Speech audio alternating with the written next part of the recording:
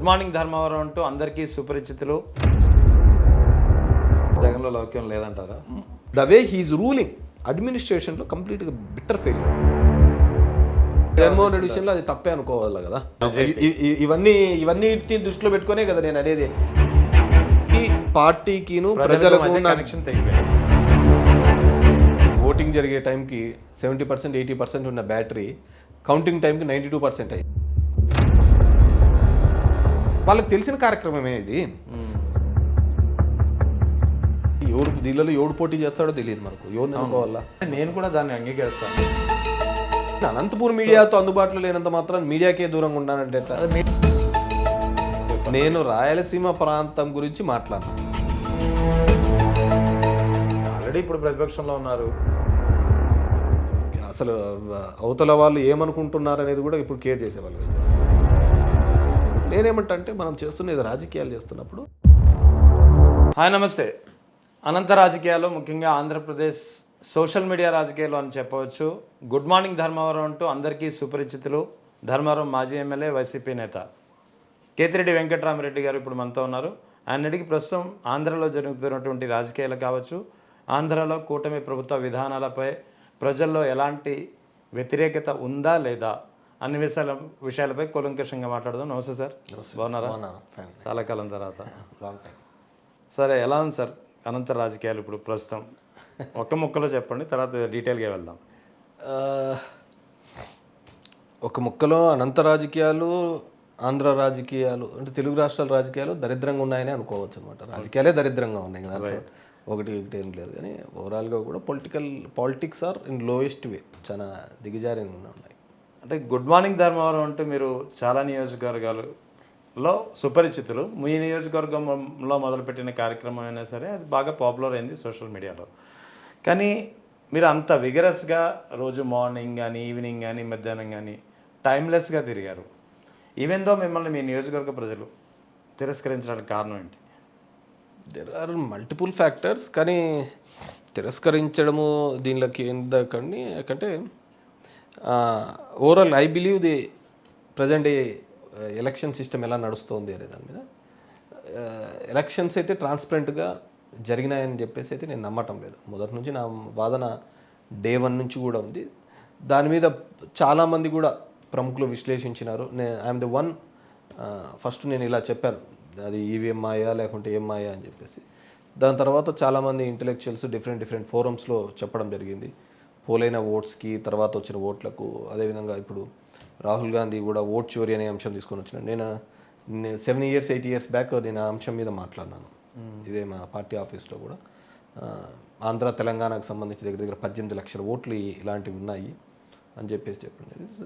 So ఆ విధమైన elections అయితే ప్రాపర్ వే జరగనట్టుగా అయితే కనపడటం లేదు. అంటే మీరు చెప్పిన దాని ప్రకారం అయితే ప్రజలు మీరు చేసిన పనికి మీకు ఓటేశారు, కానీ మీరు నెగ్గలేదు అని. అంతే కదా. ఇప్పుడు చాలా రాష్ట్రాల్లో కూడా ఇప్పుడు అదే కనపడుతుంది కదా. బీహార్లో 5th టైం అవుతున్నాడు ఆయన నితీష్ గారు. సో వాట్ డిఫరెంట్ చేంజెస్ ఈ బాట్ ఇట్ అంటే, సరే 20 ఏళ్ళ కిందటో లేకుంటే 15 ఏళ్ళు 16 ఏళ్ళ కిందటే గుండారాజ్ అనుకోవచ్చు. దాని తర్వాత తీసుకొని వచ్చిన రిఫార్మ్స్ ఏమున్నాయి? ఏం పెద్దగా ఏం లేవు. మీరు చూసారంటే ఒక సంవత్సరంలో 10 బ్రిడ్జులు పడిపోయింటాయి అక్కడ. అవును, డెవలప్మెంట్ ఏం లేదు. నేను కూడా చాలాసార్లు వెళ్ళాను అక్కడ. డెవలప్మెంట్ ఏం లేదు. కానీ ఎందుకు అంత పెద్ద మ్యాండేట్ ఇవ్వడం జరిగింది అంటే అంత ఈవీఎంల మహిమే అనుకోవచ్చు. And you can see that Haryana నుంచి ట్రైన్స్ రావడం అనేది మామూలుగా ఓటర్ కంటే మనం తీసుకొని వస్తూ ఉంటాం. బస్సులు పెట్టి బెంగళూరు నుంచో ఇక్కడ నుంచో ఓటర్లను రండి అని. ట్రైన్లు గవర్నమెంట్ ఆఫ్ ఇండియా వేయడం ఏంటి? దాంట్లో మల్టిపుల్ చోట ఓట్లు వేసిన దాఖలాలుగా కనపడుతున్నాయి. సో ఎలక్షన్ కమిషన్ కూడా దాని మీద పెద్దగా సీరియస్గా తీసుకున్నట్టు సందర్భాలు. అంటే మీ నుంచి ఎలక్షన్ కమిషన్కి ఎటువంటి ఫిర్యాదులైనా చేస్తారా? ఎందుకు పర్టికులర్గా పోలైన ఓట్లకి కౌంట్ అయిన ఓట్లకి తేడా చాలా వ్యత్యాసం ఉంది అని చాలామంది మేధావులు కూడా ఎన్నికల తర్వాత చెప్తున్నటువంటి పరిస్థితి, ముఖ్యంగా పరకాల ప్రభాకర్ లాంటి వ్యక్తులు కూడా ఓపెన్గా చెప్పారు. సో ఇప్పుడు మీరు కూడా అదే మాట చెప్తున్నారు, ఈవీఎంలో సంథింగ్ ఏదో జరిగిందని చెప్పి. So if it is the case, మీరు ఇవి ఎలక్షన్ కమిషన్కి మీరు ఎందుకు వెళ్ళలేదు? ఎలక్షన్ కమిషన్కి ఇచ్చాం కదా, కంప్లైంట్ ఇచ్చాం కదా. అంటే మీరు ఇండివిజువల్గా మీరు దాని మీద ఫోకస్ చేసి మీ ధర్మవరం వరకు మీరు నేను ఒక సింపుల్ సినారియో చెప్తాను చూడండి. ఈవీఎంస్లో 5 ఓటర్ లిస్టులను 5 ఈవీఎంస్ను లెక్క పెట్టచ్చు. వివిప్యాట్లకు దీనిలకు అని చెప్పేసి ఇవ్వడం జరిగింది. కొంతమంది అప్లై చేసుకోవడం జరిగింది. అప్లై చేసుకున్న తర్వాత అండ్ మోరర్లెస్ కొన్ని ఎలక్షన్ అంటే ఓటింగ్ జరిగే టైంకి 70% 80% ఉన్న బ్యాటరీ కౌంటింగ్ టైంకి 92% అయింది. సో ఎక్కడ ఛార్జింగ్ పెరగదనమాట. విన్నాను. సో తర్వాత వేసిన తర్వాత Balineni Vasu is the one example I tell you. Vasu వేశాడు దాని మీద పిటిషన్. దాని మీద హైకోర్టు ఏమని ఇచ్చిందంటే you can go to the supreme court అని చెప్పింది. అవును. So before going to the supreme court Vasu ఎక్కడికి వెళ్ళిపోయినాడు, జనసేనకు వెళ్ళిపోవడం జరిగింది. అంతకుముందు సినారియోస్ చూస్తే ఒక 2 months వరకు కూడా కూటమి ఒక డెసిషన్ తీసుకుంది, వేరే వాళ్ళను ఎవరినే కానీ ఒక పార్టీ నుంచి ఈ పార్టీలోకి చేర్చుకోకూడదు ఫర్ సమ్ డేస్, అధికారం కోల్పోతూనే ఈ విధంగా వస్తుంటారు అని చెప్పి చెప్పడం జరిగింది. కానీ ఈ ఇన్సిడెంట్లో అలా జరగలేదు, ఇమీడియట్గా తీసుకోవడం జరిగింది. ఎందుకంటే మళ్ళీ అప్పీల్ అనేది సుప్రీంకోర్టులోకి వేయలేదు అనమాట. So we all know how the election కమిషన్కి ఆ విధమైన సుప్రీం పవర్స్ ఏ విధంగా ఇచ్చినారు, ఎలక్షన్స్ ప్రక్రియ ఏ విధంగా జరిగిందో ఇవన్నీ కూడా మనం చూసినాం. ఇప్పుడు పిన్నిలి కాన్స్టిట్యున్సీలో చూసినాం, అక్కడ రిగ్గింగ్ జరుగుతుందని చెప్పేసి ఆయన అవుట్ ఆఫ్ చట్టానికి వ్యతిరేకంగానే అక్కడ పాల్గొట్టడం ఏదో ఒకటి చేసినారు. ఆ వీడియో రిలీజ్ చేసినది ఎవరు? ఎలక్షన్ కమిషన్ మేము లీక్ చేయలేదు అనింది. మరి ఎవరు లీక్ చేసినట్టు? అంతే కదా, ఎవరు లీక్ చేసినట్టు? So there are n number of cases, దీన్ని బలపరుస్తూ జరిగిన కేసెస్ ఎన్ నెంబర్ ఆఫ్. ఇప్పటికీ కూడా మా కాన్స్టిట్యున్సీలో సత్య అనే అతను ఎవరూ తెలియదు. గత 5 ఎలక్షన్స్లలో 600 ఓట్లకు మించి రాని మా ధర్మవరం 600 ఓట్స్ మించి రాలేదు ఎప్పుడు. నియోజకవర్గ బౌండరీస్ కూడా తెలియని వ్యక్తి ఆల్ ఆఫ్ లాస్ట్ మినిట్ లో ఎంటర్ అయ్యి మిమ్మల్ని ఓడించారు. నన్ను ఓడించేది ఇంకోటి అనేది కాదు, అసలు బౌండరీస్ కాదు కదా. ఈ రోజుకి ఆఫ్టర్ అతను మంత్రి అయిన 2 సంవత్సరాలు అయినప్పటికీ కూడా అతనికి ఊరికినే కూర్చోబెట్టి ఏదో పలానా ఊరికి పోదాము అంటే అది ఎక్కడా అని అడగకపోతే అడగండి. పక్కన ఎవరితో సంబంధం లేకుండా నేను ఒక ఊరు చెప్తాను, ఏదో ఒక మండలం చెప్తాను, అసలు ఏ మండలంలో ఉంది కూడా అతనికి తెలియని పరిస్థితి. అతని ఫేస్ కానీ ఇది కానీ మామూలుగా కానీ నేనేం అతన్ని తప్పు పట్టడంలే. అతను లుంగి కట్టుకొని ఎవడు మా సంబంధమే లేకుండా ఒక మోటార్ సైకిల్లో పోయి మా ధర్మవరంలో కావచ్చు బయట కావచ్చు ఏదైనా పల్లెలకు పోయి అడిగితే ఏమ్మా బాగున్నావు అంటే ఇతను గుర్తుపట్టలేరు. అంతకుముందు ఎలక్షన్స్లో వరకు కూడా బీజేపీకి వచ్చిన ఓట్లు 600 ఓట్లే, కేవలం 600 ఓట్సే. ఇప్పుడు 1,00,000 ఓట్ల దాకా వచ్చాయి. సో ఒక దానిలో ఈ ఎలక్షన్స్ అనే ప్రక్రియ అనేది సజావుగా జరగలేదు అనేదాన్ని నేను పూర్తిగా నమ్ముతాను. ఇప్పుడు ఓవరాల్గా నాతో పాటు నేషన్లో ఉన్న ప్రతి ఒక్కరూ అదొక డిస్కషన్ లాగా కూడా మాట్లాడుతున్నారు. మహారాష్ట్ర చూసుకుంటే 5 నెలల కిందటి వరకు జరిగిన ఎంపీ ఎలక్షన్స్ 30 సీట్లు వస్తాయి యూపీఏకి. ఇమ్మీడియట్గా వితిన్ 5 months మారిపోయిన సినారీలో 200+ వస్తాయి అసెంబ్లీ సీట్స్ ఎన్డీఏకి. అంటే అంత చేంజ్ అయిన పరిస్థితులు ఏమున్నాయి అనేది నాకు అర్థం కాని పరిస్థితి. So that is some. ఇప్పుడు ఎవరైతే ఇప్పుడు బౌండరీస్ గురించి మాట్లాడుకున్నాం, ఏ వ్యక్తి అయితే మీ ఓటమికి కారణమయ్యారో అటువంటి వ్యక్తి చేతుల మీదుగానే ఇప్పుడు వైఎస్ జగన్ ప్రతిష్టాత్మకంగా తలపెట్టినటువంటి మెడికల్ కళాశాలల వ్యవహారం పీపీపీ విధానంలో అప్పగించేందుకు నన్ను చూస్తుంటే చంద్రబాబు కన్నా ఎక్కువగా కంకణం మీ మధ్య కట్టుకున్నట్టుగా కనిపిస్తుంది. ఆయన ఎవరో షాగి అని కూడా అన్నాడు, అమిత్ షా లాగే ఉంటుంది షా అని చెప్తే ఏమని అనుకుంటున్నాడేమో. కానీ ఎవరో కిమ్స్ డాక్టర్ చెప్పాడు. ఆ డాక్టర్ ఏ ప్రొఫైల్లో ఎత్తికినా కానీ మళ్ళీ సోషల్ మీడియాలో అన్ని ప్రొఫైల్స్లో పెట్టారు అలాంటి డాక్టర్ ఎక్కడ కిమ్స్లో కూడా చేసి.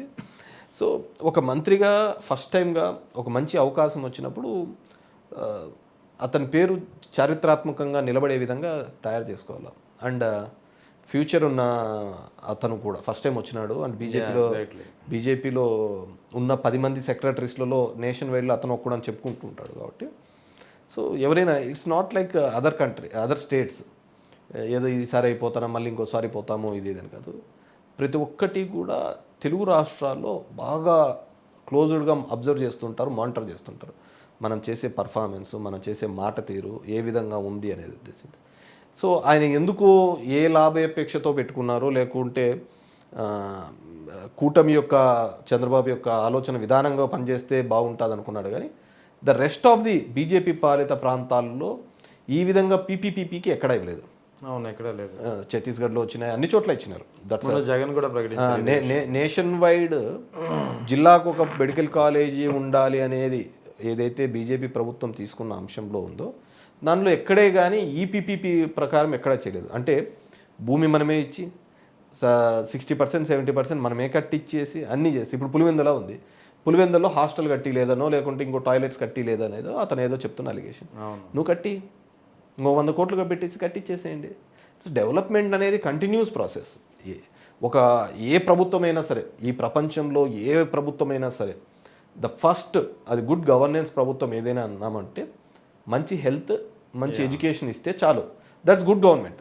The rest of the things, the policy making and the good and bad అనే తర్వాత హెల్త్, ఎడ్యుకేషన్ మంచిగా చూస్తున్న ప్రభుత్వాలే మంచి రాష్ట్రాలుగా ఉంటాయి, మంచి దేశాలుగా కూడా ఉంటాయి. If look in to the Finland కావచ్చు, జర్మనీ కావచ్చు, యూకే కావచ్చు, యుఎస్ కావచ్చు, ఏమంటారు ఎందుకు సేఫ్ అంటారు అక్కడ, కెనడా కావచ్చు, మంచి ఎడ్యుకేషన్ ఉంటుంది, మంచి హెల్త్ ఉంటుంది, అంతకు మించినది ఉంటుంది. సో అలాంటిది ఒక జగన్మోహన్ రెడ్డి గారు తీసుకొని వచ్చిన కాన్సెప్ట్ని వీళ్ళంతా మిస్యూటిలైజ్ చేసుకున్నారు. ఏమంటే అది 17 కట్టేస్తే జగన్మోహన్ రెడ్డికి మంచి పేరు వస్తుంది. బికాజ్ చంద్రబాబు నెవర్ హిస్టరీలో ఎప్పుడే కానీ ఇన్ని మెడికల్ కాలేజెస్ కట్టిన సందర్భం ఎప్పుడు లేదు, గవర్నమెంట్ ఎప్పుడు కట్టినలేదు. సో అంతకుముందు చరిత్రలో ఎన్ని సీట్లు ఉన్నాయో ఆఫ్టర్ ఇండిపెండెన్స్ దాని డబుల్ నెంబర్ సీట్స్ ఇప్పుడు తీసుకొని వస్తున్నారు.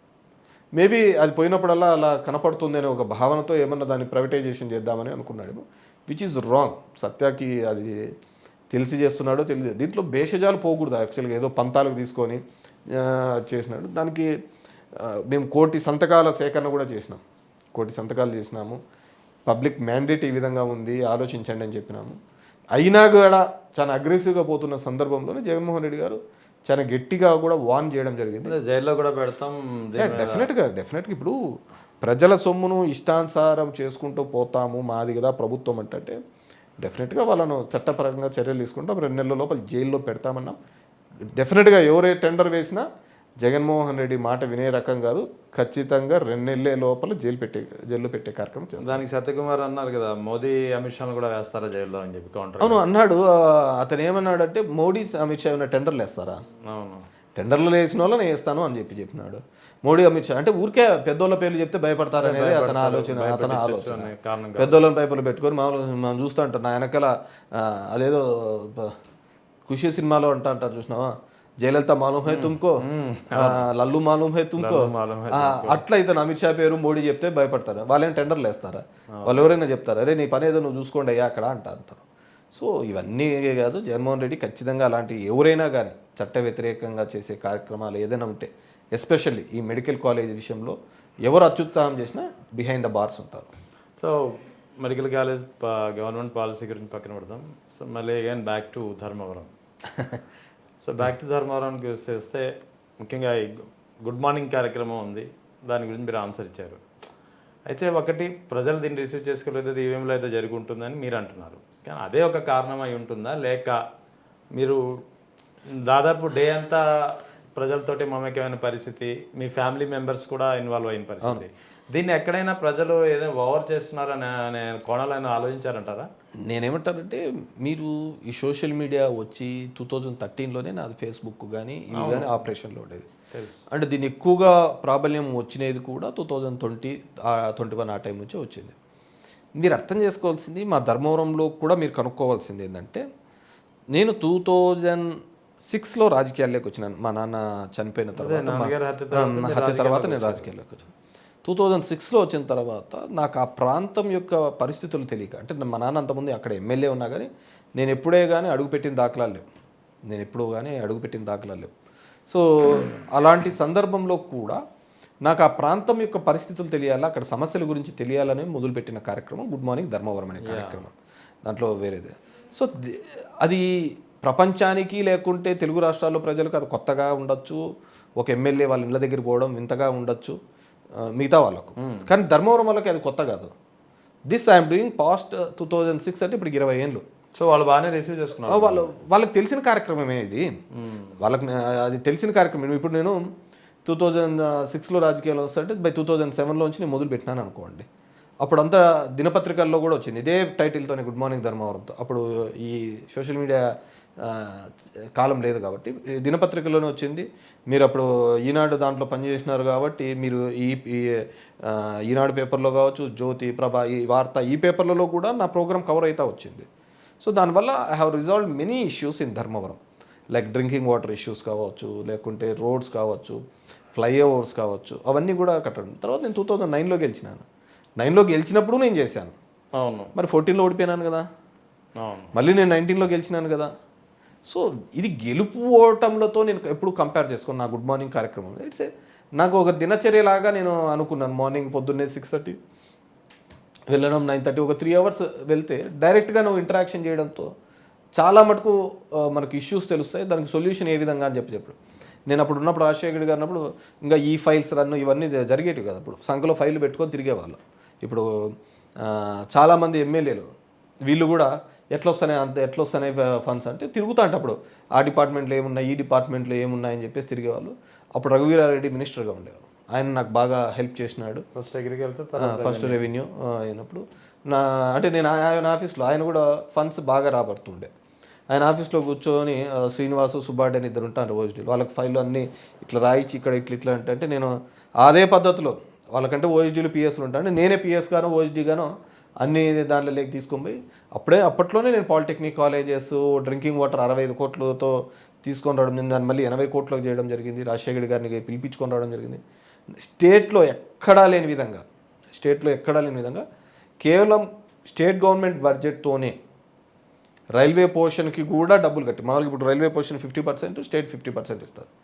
అలాంటిది మొత్తం స్టేట్ గవర్నమెంట్తోనే ఫ్లైఓవర్లు వేయించిన. సో అట్లా డెవలప్ చేసుకుంటూ పోవడం. దాని తర్వాత ఇప్పుడు కొత్తగా అది సోషల్ మీడియాలో చూసుకొని అరే ఎమ్మెల్యేలు ఇట్లా ఇళ్ళ దగ్గర కూడా పోతారా ఎమ్మెల్యేలు. కానీ అదే సమయంలో ఆరోపణ ప్రత్యర్థులు ఆరోపణలు చేస్తూ ఉన్నారు. ఇంకా యోగాళం పాదయాత్రలో కూడా మీరు ఫామ్ హౌస్లో చెరువు గట్లకు ఆక్రమించారని చెప్పి ఆరోపణలు బలంగా చేయడమే కాకుండా నారా లోకేష్ కూడా మీ ఫామ్ హౌస్ మీద ఫోటో దిగి డ్రోన్స్ తీసినారు. సో దీన్ని హౌ యూ కౌంటర్? దీన్ని ప్రజలు నిజమని నమ్మారా? మేబీ ఇప్పుడు ఒక అబద్ధాన్ని పదే చెప్పడంలో నమ్మడంలో ఉంటుంది, కానీ దానికి గుడ్ మార్నింగ్కి అనే దాని మీద సంబంధం. ఈ గుడ్ మార్నింగ్ని ఏదో విధంగా దాని మీద బురద చల్లాలనే కార్యక్రమాలు చేసిన. నేను తీసుకునేది ఎక్కడో 10 ఎకరాల దగ్గర దూరంలో ఎక్కడో ఉన్న కొండ ప్రాంతాలు. గుడ్ మార్నింగ్ చేయలేదు కదా నేను చేసినది ఊర్లో చేసిన, నేను అక్కడేం చేయలేదు. సో నేను ఊర్లలోనూ పల్లెలలోనూ చేస్తాను, మనుషులు తిరిగే చోట తిరుగుతూ ఉంటాను సమస్యల గురించి. నేను ఇప్పటికి 2 years అవుతుంది. నేను ఈ టౌన్లో కానీ పల్లెలలో కానీ ఎక్కడైనా కానీ అర్ధడుగు కానీ ఏమైనా చేసింటే చెప్పండి రా అని చెప్పిన. అప్పట్లో ఘాటుగా చెప్పిన, ఒకని పుట్టినోడు ఎవడైనా కానీ నాకు చూపించండి అని చెప్పి. చూపించలేదు, ఓన్లీ ఇవన్నీ మాటలు మాట్లాడుతున్నారు. అదేవిధంగా ఇప్పుడు గవర్నమెంట్ వాళ్ళదే వచ్చింది కదా.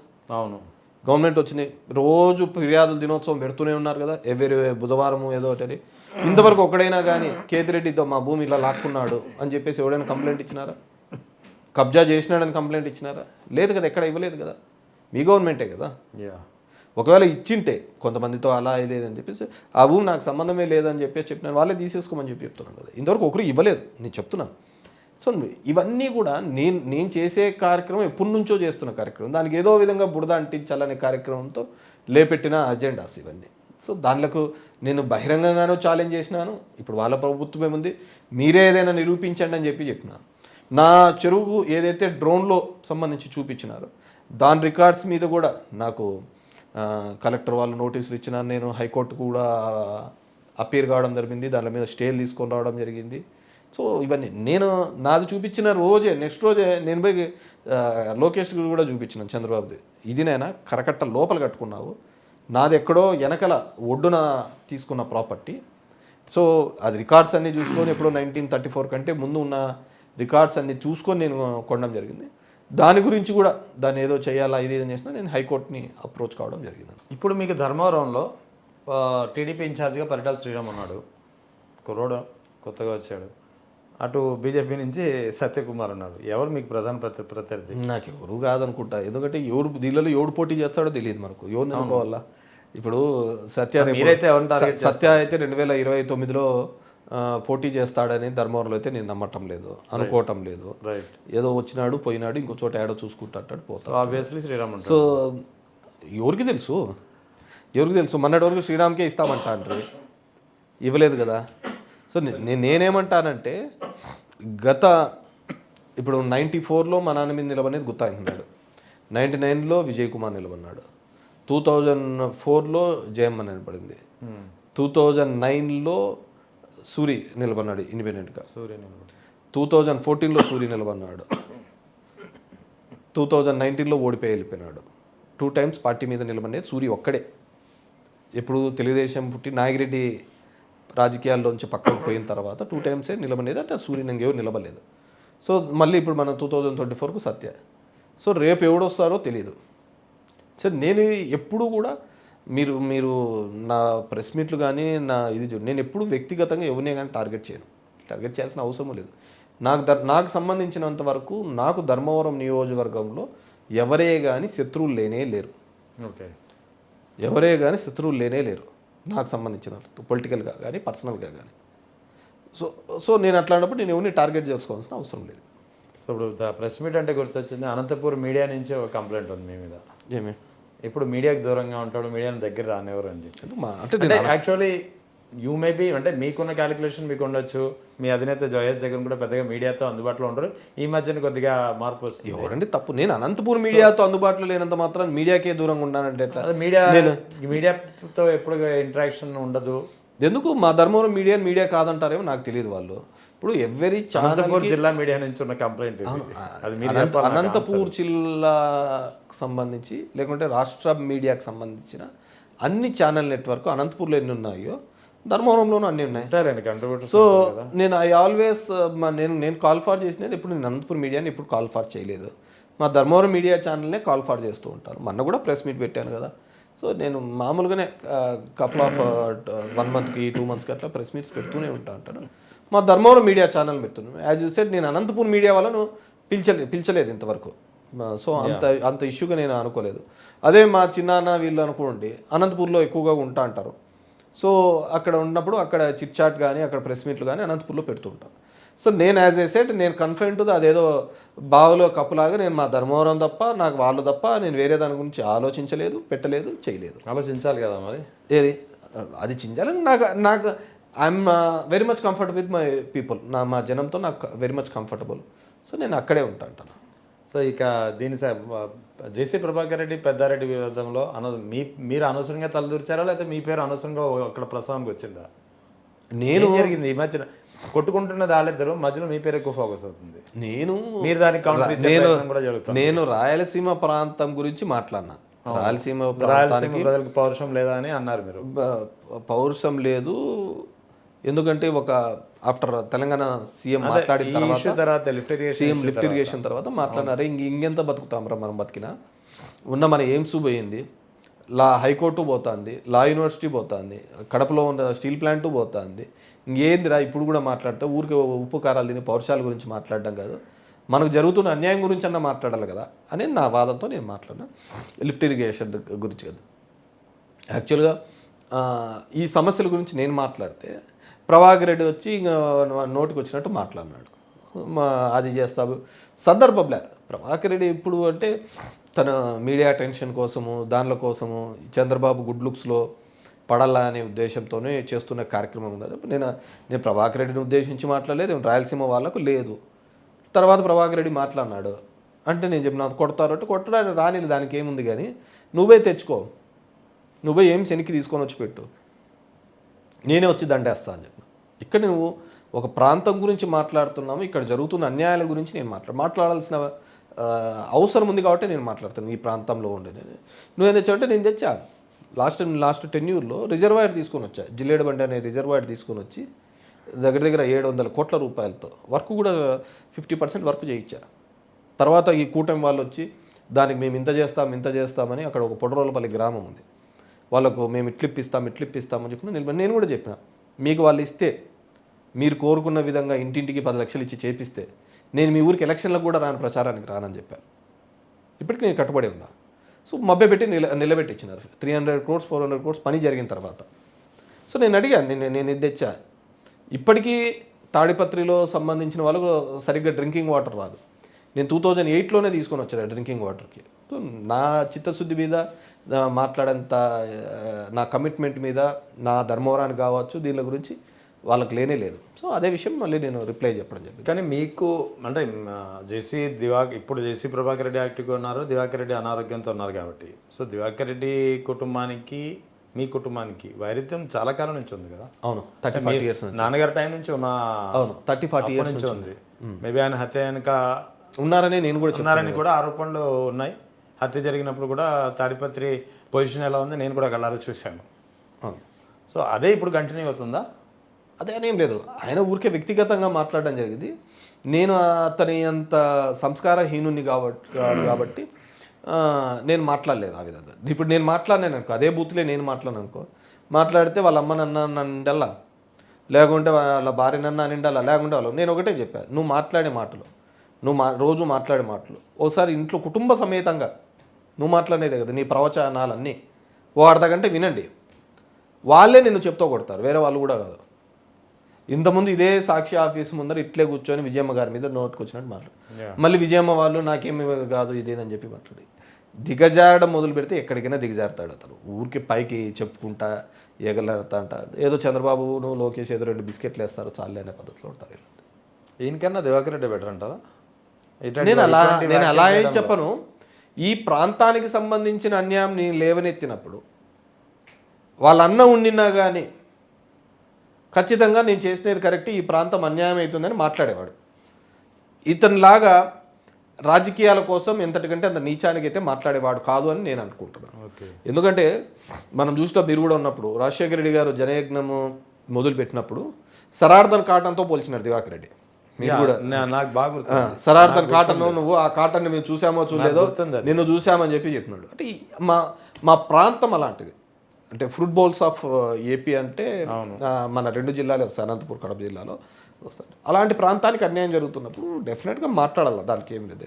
దట్టు ఇది పొలిటికల్ ఇంట్రెస్ట్ ఆఫ్ నువ్వు జగన్ పనిని నువ్వు ఆపినాను, అక్కడ జరగలే ఇది ఇష్యూ. రేవంత్ రెడ్డి నేను 4 గోడల మధ్య కూర్చొని మాట్లాడి ఢిల్లీ వాళ్ళ చేత చెప్పి ఇది చేసినాము అనేది ఆయన యొక్క ఆర్గ్యుమెంట్. నేనేమంటానంటే నువ్వు ఇన్నిసార్లు ఢిల్లీ పోయి ఒక అమరావతి ప్రాంతం మీద ఇన్నిసార్లు తిరుగుతున్నప్పుడు మా ప్రాంతంలో ఉన్న ఈ ఎన్జీటీ క్లియరెన్స్ కానీ ఈ సమస్యలు కానీ ఏమైనా ఉంటే అన్ని క్లియర్ చేయొచ్చు కదా అన్న. ఎన్జీటీ క్లియరెన్స్ మీ ప్రభుత్వంలోనే నేను నిలబడినప్పుడు కూడా జగన్మోహన్ రెడ్డి పని మొదలుపెట్టించినాడు. ఎందుకంటే చాలా దానిలో ఇంటర్వ్యూలలో కూడా మీరు చూస్తుంటారు, పోలవరం మొదలుపెట్టినప్పుడు ఏం పర్మిషన్స్ లేవు, కానీ రైట్ కెనాల్ మొదలు పెట్టించినాడా లేదా? ఇప్పుడు దాంట్లో లెఫ్ట్ కెనాల్ అన్ని మొదలు పెట్టించినాడు కదా. ఏదో కొంతమందితో చంద్రబాబు నాయుడు కోర్టుకే ఇచ్చి దాన్ని నిలబెట్టించినాడు. తర్వాత నాకు పట్టిసీమ కావాల్సి వచ్చాకల్లా అది ఆయన క్లియర్ చేసేసుకున్నాను. అంటే నేను ఏమంటానంటే సో ఈ పర్మిషన్స్ అనేది ఇట్స్ ఎ కంటిన్యూస్ ప్రాసెస్, కానీ ఆ ఇనిషియేట్ చేసే ఆలోచన జరగాలి. ఒకవైపు తెలంగాణ ప్రాంతంలో 790 అడుగుల దగ్గర నీటిని తోడేస్తూ పోతూ ఉంటే పాలమూరు రంగారెడ్డి కావచ్చు ఇట్లాంటి ఇక్కడ తెలంగాణ ప్రాంతంలో నువ్వు ఇంకా పై వరకు వస్తేనే కానీ నీళ్లు తీసుకుంటే రాయలసీమ ప్రాంతానికి అన్యాయం జరిగింది చేసిన వాళ్ళ మీద. దానికోసమే జగన్మోహన్ రెడ్డి గారు 44 క్యూసెక్స్ ఉండేది 80,000 క్యూసెక్స్ చేయడం జరిగింది. రోజుకు 3 టీఎంసీలు నీళ్లను లిఫ్ట్ చేసే కెపాసిటీతో చేపించే కార్యక్రమం చేయడం జరిగింది. దాంతోపాటు నాలాంటి ప్రాంతంలో అదేవిధంగా మదనపల్లి చిత్తూరు ప్రాంతంలో కొన్ని రిజర్వాయర్స్ కూడా స్టార్ట్ చేయించే కార్యక్రమం చేయించడం జరిగింది. ఎందుకంటే ఇవన్నీ కావాలి. ఇప్పుడు నా చిత్రావతి రిజర్వాయర్ ఉండే నా దాంట్లో దట్స్ 5 టీఎంసీ 6 టీఎంసీ ఉండే, దాన్ని 10 టీఎంసీ కెపాసిటీ చేయడం జరిగింది. దాన్ని రీహాబిలేషన్స్ అన్నీ చేసి అలా కొన్ని ఇనిషియేట్ చేసుకున్నారు ఆ ప్రాంతం గురించి. సో ఇప్పుడు ఆ ప్రాంతానికి ఒక తెలంగాణ ముఖ్యమంత్రి అక్కడ చెప్తూ ఉంటే మనం క్వైట్గా ఉండడం తప్పు కదా అనేది నా యొక్క భావన. సో దాన్ని ఎక్స్ప్రెస్ చేసినాను. ఆయన ఏదో ఎవరో అటెన్షన్ కోసం నోటుకొచ్చి వాయినాడు. నేనంతా నీచంగా మాట్లాడలేను, సంస్కారహీనంగా ఉండలేను. ఊరికి చదువు వచ్చింది, వయసు వస్తే మాత్రం ఏం సరిపోతా చెప్పు. సో దానికి కంటిన్యూషన్గా ఇప్పుడు రాయలసీమ లిఫ్ట్ ఇరిగేషన్ ఏదైతే రాయలసీమ ప్రజలకు ఒక ప్రాణప్రదమైన ప్రాజెక్టుగా భావిస్తున్నారో అటువంటి ప్రాజెక్టుపై ఈ గవర్నమెంట్ ఒక మరణ శాసనం లిఖించింది. సో కంబ్యాక్ టు ప్రజల్లోకి వచ్చేటప్పటికి దీనిపై ప్రజల్లో దీని యొక్క ఇంపార్టెన్స్ తెలియజేయడానికి కానీ ప్రభుత్వం యొక్క వైఖరికి ఎలా ఉంది అని ప్రజలని ఒక చైతన్యవంతులు చేయడానికి కానీ పార్టీ ఏమైనా కరెక్ట్ స్టాండ్ తీసుకుందా, ఏమైనా కార్యక్రమం చేపడుతుందా లేదా? డెఫినెట్గా మొన్ననే 19th మేము రాయలసీమకు సంబంధించిన వైఎస్ఆర్సీపీ సమన్వయకర్తలందరూ కలుద్దామని అనుకున్నాము. మళ్ళీ ఏదో చిన్న దీని వల్ల పోస్ట్ పోన్ అయింది. డెఫినెట్గా కూడా కలుస్తున్నాము.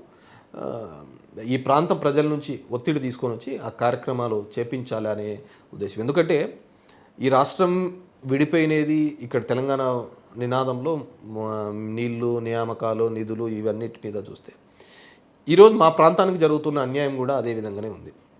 నీళ్ళ కోసం, నియామకం కోసం, నిధుల కోసం నిధులన్నీ తీసుకొని పోయి అమరావతి అనే ప్రాంతంలో పెడుతున్నారు. అది సెల్ఫ్ సస్టైన్ అన్నారు, కానీ ఆ సస్టైన్ ఎలా అవుతుందో తెలియదు, కానీ మొత్తం నిధులు అది మా ప్రాంతంలోకి వచ్చినది. సరే నువ్వు కొత్తగా ఎయిమ్స్ తీసుకొని పోయి అక్కడ పెట్టుకో, తప్పేం లేదు. మా ప్రాంతంలో ఉండి తీసివేయకూడదు అనేది మా ఆలోచన. మా ప్రాంతంలో ఉండేది మా ప్రాంతానికి పెట్టు, మిగతా ఏదైనా ఉంటే కొత్తగా తీసుకొని రా అని. 80% ఆఫ్ ది మెడికల్ కాలేజెస్ ఈ బ్యాక్వర్డ్ డిస్ట్రిక్ట్స్లోనే ఉంది. మీరు విజయనగరం కావచ్చు, శ్రీకాకుళంలో కావచ్చు, బాపట్లలో కావచ్చు, అంటే గ్రేటర్ రాయలసీమలో ప్రకాశం, నెల్లూరుతో మొదలు పెడితే మొత్తం 80% ఈ ప్రాంతంలోనే ఉన్నాయి మెడికల్ కాలేజెస్ అన్నీ. సో వీటన్నిటిని నువ్వు పీపీపీ అంటే ప్రైవేటైజేషన్ చేసేవి, నువ్వు అన్నీ తీసుకొని అమరావతిలో తీసుకోబెడతాడు. మళ్ళీ ఆ అసమానతలు వస్తాయి కదా, ఆ అసమానతలు అన్నీ పోవాలి అంటే డెఫినెట్గా మా ప్రాంతాన్ని ఖచ్చితంగా ఆ నిధులు కానీ ఇవన్నీ రావాలా.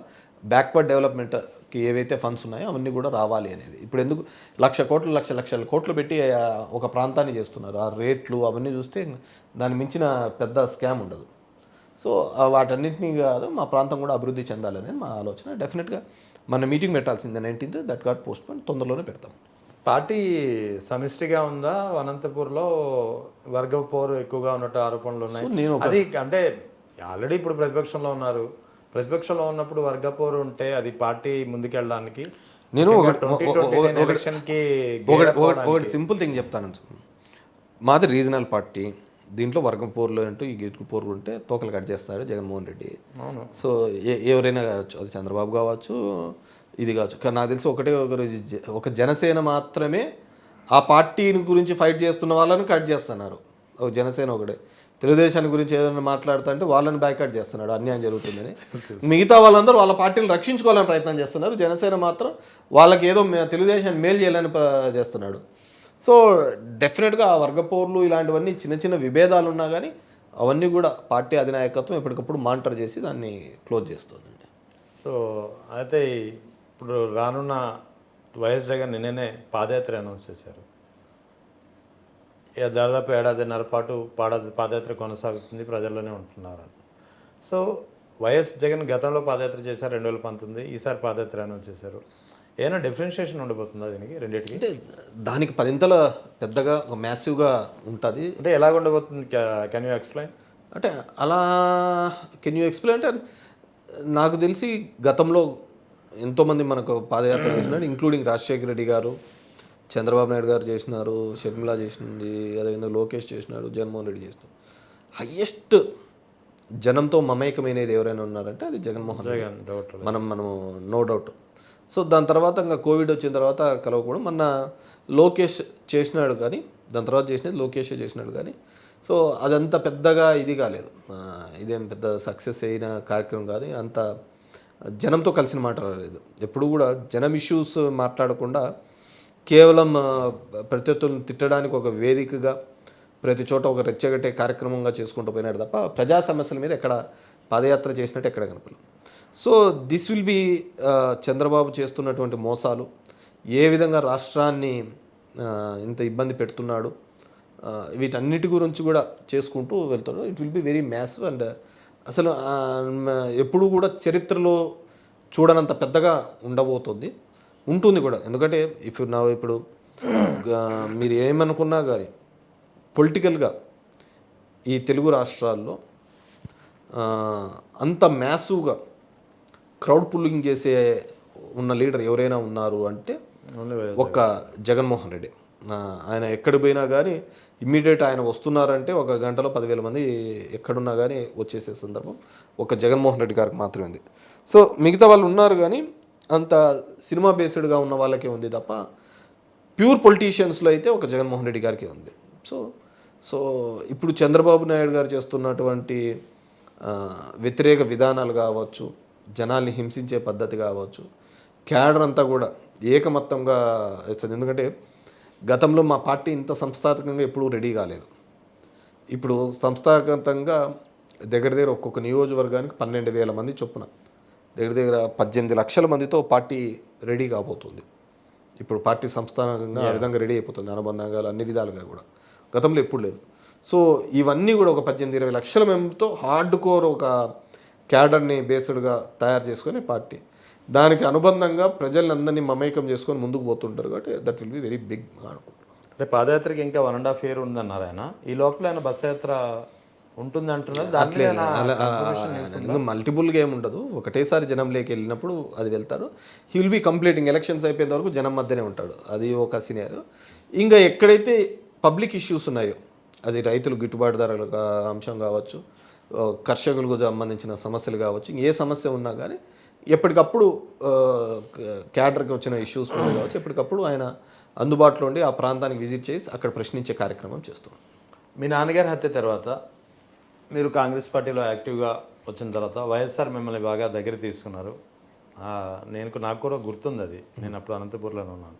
సో అప్పటి నుంచి ఇప్పటి వరకు సో వైఎస్ఆర్ గారి తర్వాత వైఎస్ జగన్ వెంట ఆ కుటుంబం వెంట మీరు నడుస్తున్నారు. సో ఎందుకు అంత అటాచ్మెంట్ మీకు?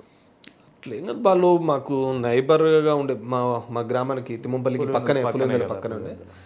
వాళ్ళ తాత రాజారెడ్డి టైం నుంచి కూడా మా నాన్నకు మా చిన్నాన్నకు బాగా అటాచ్డ్. ఇన్ఫ్యాక్ట్ 94 ఎలక్షన్స్లో మాకు కాంగ్రెస్లో ఉన్న విభేదాల కారణంగా మాకు టికెట్ రాలేదు, మేము ఇండిపెండెంట్గా కంటెస్ట్ చేసినాం 94లో.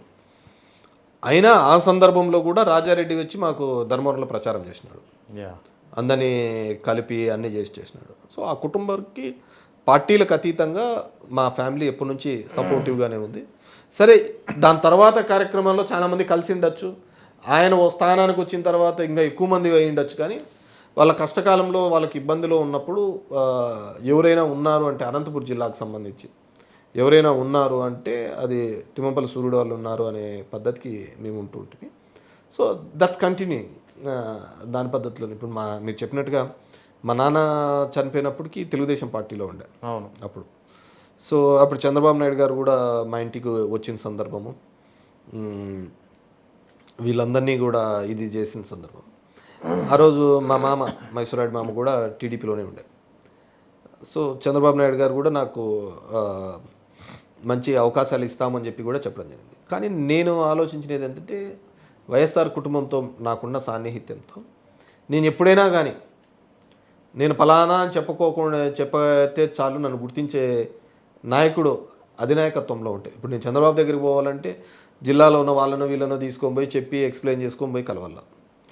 అదే అదే రాజశేఖర రెడ్డి అనుకో, ఇట్లా సూర్యుడు కొడుకు వచ్చినాడు అంటే వెంకటరామ వచ్చినాడు అంటే రమ్మని చెప్పేస్తాడు. సో కేవలం ఆ పరిచయం ఉంది కాబట్టి నేను కాంగ్రెస్లోకి కూడా రావడం జరిగింది. అంటే నా మొదట రావడమే కాంగ్రెస్లోకి అండి, తెలుగుదేశంలో నాన్న చనిపోయిన తర్వాత. ఆ విధంగా ఉన్నాం, అప్పటి నుంచి అదే రిలేషన్ మెయింటైన్ చేస్తూ పోతున్నాం. మిమ్మల్ని చాలా క్లోజ్గా పిలిచేవారు కదా వైఎస్ఆర్ అన్నప్పుడు చాలా బాగా నన్ను ఎంకరేజ్ చేయడం జరిగింది. నన్ను పొలిటికల్గా కూడా ముందుకు తీసుకొని రావడానికి ఎంకరేజ్ జరిగింది. అప్పుడు దివాకర్ రెడ్డి నన్ను పొలిటికల్గా ఏదో ఒకటి ఇబ్బంది పెట్టాలని నా నియోజకవర్గంలో అన్నీ చేసేవాడు. అయినప్పటికీ కూడా హీ స్టూడ్ వెరీ స్ట్రాంగ్గా నిలబడేది 2008 ఆ టైంలో. ఇప్పుడు నాకు బాగాలేకుంటే నేను ఇది ఉంటే దివాకర్ రెడ్డి మా నియోజకవర్గంలో ఏదో చేసిపోతే చెప్తే నేను వస్తున్నప్ప వెంకటరామ్ అని చెప్పేసి 2008లో వచ్చేసి నా కాన్స్టిట్యున్సీకి వచ్చి జీవో లేదు ఏమీ లేదు, శిలాఫలకం పెట్టించేసి డ్రింకింగ్ వాటర్ స్కీమ్ తీసుకొని వచ్చేసి అట్లే ఇచ్చేసి వెళ్ళిపోయా. అప్పటికి ఏంది రాలే, సెంట్రల్ గవర్నమెంట్ శాంక్షన్ కాలే. నేను అదే పనిగా అలా చేయించా. మామూలుగా అయితే వీళ్ళు సీఎంఓ ఆఫీసు వీళ్ళందరూ వద్దన్నారు, సార్ జీవో లేదు ఎట్లా పెడతామంటే నేను అది చేస్తేనే నాకు పథకం వస్తుంది అని చెప్పేసి అట్లా చేయించినాను. అప్పుడు జైపాల్ రెడ్డి గారి పైన ఉండే. సో లాస్ట్ శాంక్షన్ నాది స్టేట్లో, కానీ చాలా ఫస్ట్గా కంప్లీట్ చేయించేసాను, స్పీడ్గా మౌంటైన్ చేసి. YSR use to be like that. నేను ఒకసారి పాలిటెక్నిక్ కాలేజ్కి పొద్దున్న 8 గంటలకు పోతే ఏదో గ్రీవెన్స్ సీఎంఆర్ఎఫ్ ఏదో చిన్న గ్రీవెన్స్ ఇవ్వడానికి పోతే నా పక్కన ఎవరో ఉండి పాలిటెక్నిక్ కాలేజ్ అని చెప్పేసి రిప్రజెంటేషన్ ఇస్తుండే. నేను చూసి పాలిటెక్నిక్ కాలేజ్ అని ఇమ్మీడియట్గా లెటర్ ప్యాడ్ తీసుకొని తన రాసి ఇచ్చేసా. 8 o'clock ఉండే కదా పొద్దున్నే అయిపోయి. బై దట్ టైం 11 o'clock నేను మళ్ళీ సెక్రటేరియట్కి పోయాకల్లా ప్రభాకర్ రెడ్డి నాకు జీవో తెచ్చి ఇచ్చినాడు. సీఎంఓలో ఉండే కదా ప్రభాకర్ రెడ్డి, ఆయన జీవో ఇచ్చినాడు. సో నా పనులు అలా జరిగిపోతుండే. నాకు డిస్టర్బెన్సెస్ ఉన్నా కానీ ఏదున్నా కానీ I was so young, 26 years కదా అప్పుడు. నాకు పిలిచి మొత్తం అంతా నియోజకవర్గాలు మండలంగా మీటింగ్ పెట్టించేసి సీఎంఓ అధికారులు అందరినీ కూర్చోబెట్టి వెంకటరామ్ ఏది కావాలో అది చేయండి డెవలప్మెంట్ అన్నీ అని చెప్పేసి ఆ విధంగా ఎంకరేజ్ చేసినాడు. He motivated me. దానికి తగ్గట్టుగా జిల్లాకు సంబంధించిన రఘువీరారెడ్డి మంత్రి కూడా అదే విధంగా ఉండే, అనంత వెంకటరామరెడ్డి అన్న అదే విధంగా కోఆపరేట్ చేస్తూ ఉండే. సో ఆ విధంగా మనం చేసుకుంటాం. అంత క్లోజ్గా అంత సపోర్ట్ చేసినటువంటి వైఎస్ఆర్ ఒకసారిగా హెలికాప్టర్ మిస్ అయింది అన్నాడు కానీ ఐ వాజ్ దేర్ ఆ టైంలో నేను సెక్రటేరియట్లోనే ఉంటి. ఎలా ఫీల్ అయ్యారు?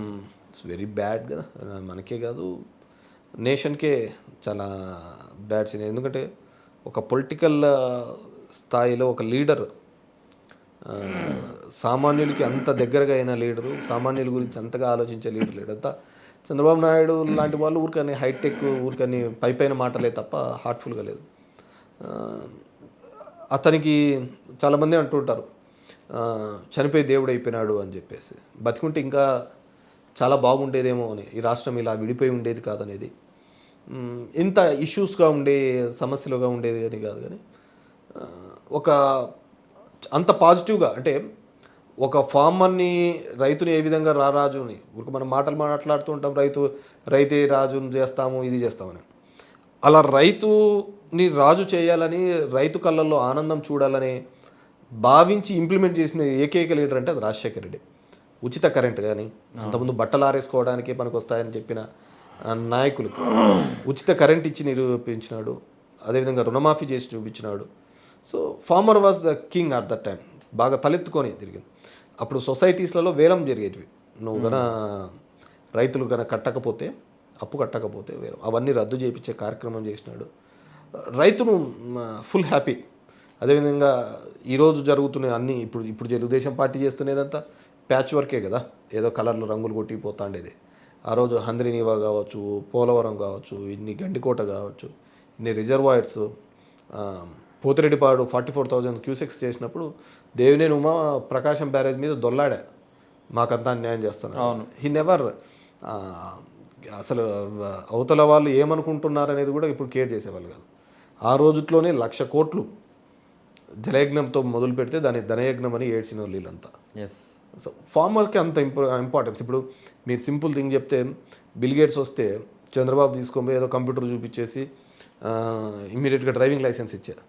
బిల్ క్లింటన్ అన్నాడు, ఇదే మా దేశంలో అయితే వాడిని ఉరేస్తారు, నాకు డ్రైవింగ్ వచ్చో తెలియకోకుండా నువ్వు నాకు లైసెన్స్ ఇస్తావు అని చెప్పి.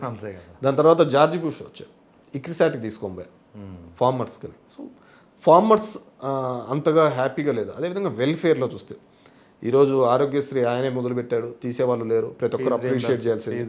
ఫీజు రియంబర్స్మెంట్, 108 సర్వీసెస్ కావచ్చు, ఎనీ సర్వీసెస్ ఈ రాష్ట్రంలో ఏదైనా కానీ ఒక ప్రైవేటైజ్గా, ఇరిగేషన్ కావచ్చు, అగ్రికల్చర్ కావచ్చు, హెల్త్ సెక్టర్ కావచ్చు, ఎడ్యుకేషన్ సెక్టర్ కావచ్చు, ఇవన్నీ ప్రైవేటైజ్గా, ఇండస్ట్రియలైజేషన్ కావచ్చు, ఇవన్నీ చేసినారు అంటే అది ఒక వైఎస్ఆర్ టెన్యూర్లోనే స్టార్ట్ అయింది. ఏదో చంద్రబాబు నాయుడు, జనార్దన్ రెడ్డి దానిలో టెంకాయలు కొట్టిన దాంట్లోకి ఇతను ఏదో కలర్లు చేసుకుంటా ఇవన్నీ చేస్తున్నాడు. సరే, వాళ్ళు తెలుగుదేశం మీడియా ఒక నేరేటివ్ బిల్డప్ చేసి దాన్ని ఎస్టాబ్లిష్ చేసి దాన్ని రుద్ది ప్రయత్నం చేసే కరెక్ట్. ఇప్పుడు నిన్న ఎక్కడో చెప్పినాడు కదా దావోస్లో, నా వల్ల పిల్లలందరూ చదువుకుంటున్నారు, ఇక్కడికి వచ్చినారు. ఏం కర్మ పట్టిందే వాళ్ళకు?